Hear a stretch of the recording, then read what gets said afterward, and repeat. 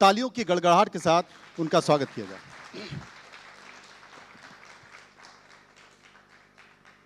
गडकरी जी, वैसे आपसे सवाल पूछना तो सूरज को आईना दिखाने के बराबर है, दीपक दिखाने के बराबर है, क्योंकि मैंने जितने भी आपके इंटरव्यूज़ देखे हैं या किए हैं, हर सवाल का जवाब आपके पास होता है। चूंकि विकसित भारत की बात चल रही है और 2024 का विकसित भारत का जो रोड मैप है, जिसे लेकर पूरी सरकार काम कर रही है, सबसे पहले हम ये चाहते हैं कि 2047 का विकसित भारत का रोड मैप आपकी नज़र में, आपके मंत्रालय की नज़र में क्या है?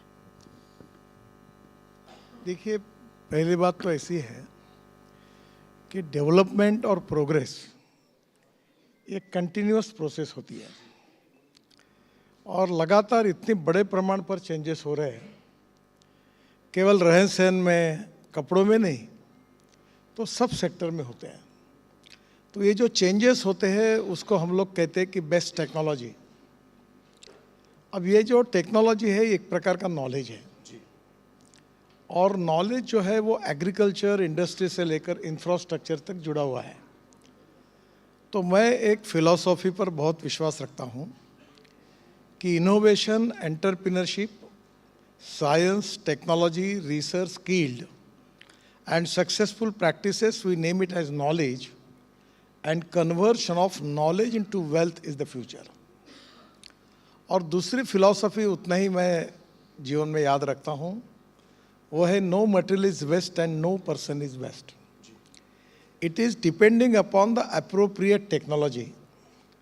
It is depending upon the appropriate vision of the leadership that you can convert waste into wealth. तो पहली बात तो ऐसी है कि आज रोड सेक्टर में काफ़ी बदलाव हुआ है और जो कुछ आपने देखा है वो तो बहुत ही शुरुआत है. असली फिल्म तो और शुरुआत है. हाँ, क्योंकि आज आप देखिए, अभी दिल्ली से देहरादून हम एक 10 दिन में प्रधानमंत्री जी का समय मिलने के बाद इनॉग्रेट कर रहे हैं, तो दिल्ली से देहरादून 2 घंटे में.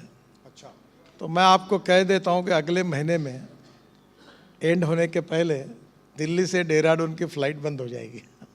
कैसा क्या? हाँ, वो तो वैसे ही बंद है. वो आज बंद है, उसका कारण अलग है, पर अब वैसे भी ये क्योंकि कोई लोग जाएंगे नहीं. इसका कारण क्या है कि रोड इंफ्रास्ट्रक्चर हम 36 ग्रीन एक्सप्रेस हाईवे बना रहे हैं जी, और वो टनेल्स बना रहे, रोड बना रहे, ब्रिजेस बना रहे हैं.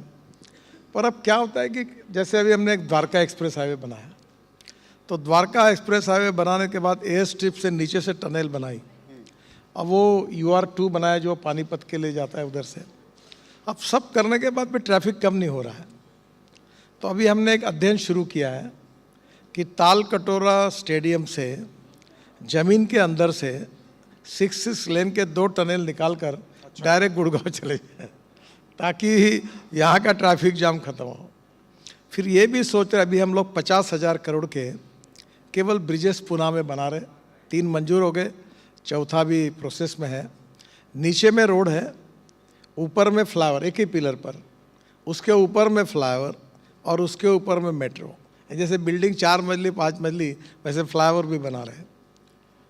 और ये आने वाले समय में मुझे लगता है कि ये फ्यूचरिस्टिक विजन फॉर डेवलपमेंट हमारे देश की ज़रूरत है. और इसके साथ साथ highway, tunnels, road, green express highway के साथ हम रोप वे और केबल कार, फैनाकुलर रेलवे, इस पे काम कर रहे हैं. 260 हमारे प्रोजेक्ट है. मैं आपको बहुत इंटरेस्टिंग बात बताऊंगा जी, कि हम केदारनाथ की रोप वे बना रहे हैं और रोप वे की कीमत है 5,000 करोड़.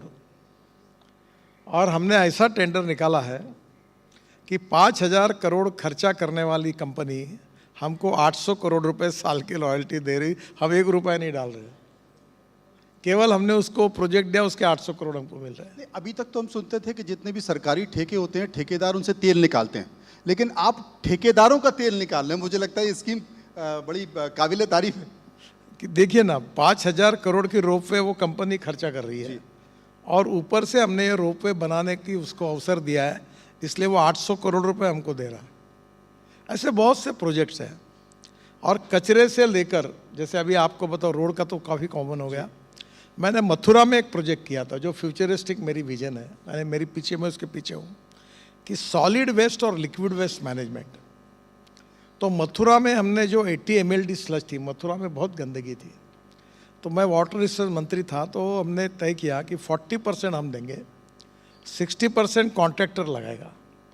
और मथुरा में एक इंडियन ऑयल की रिफाइनरी थी, तो मैं इंडियन ऑयल के चेयरमैन वैद्य साहब थे, उसमें उनको बुलाया मैंने घर पर, और मैंने कहा ये जो आपको पानी लगता है रिफाइनरी का, आप कहाँ से लेते हैं?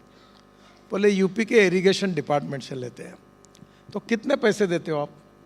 तो बोले 25 करोड़ देता हूँ। बोला आप चिंता मत करिए, मैं 5 करोड़ आपके बचा दूंगा, आप 20 करोड़ दीजिए। और हमने हाइब्रिड एन्युटी में प्रोजेक्ट किया, त्रिवेणी इंजीनियरिंग कंपनी ने लिया, और अब 20 करोड़ में इंडियन ऑयल को ये मिल रहा है, पानी मिल रहा है। मथुरा का 80 mld का प्रोजेक्ट 40% मैंने कॉस्ट 60% बच गई, वो हो गया। और एक प्रकार से सभी को विन विन सिचुएशन हुई।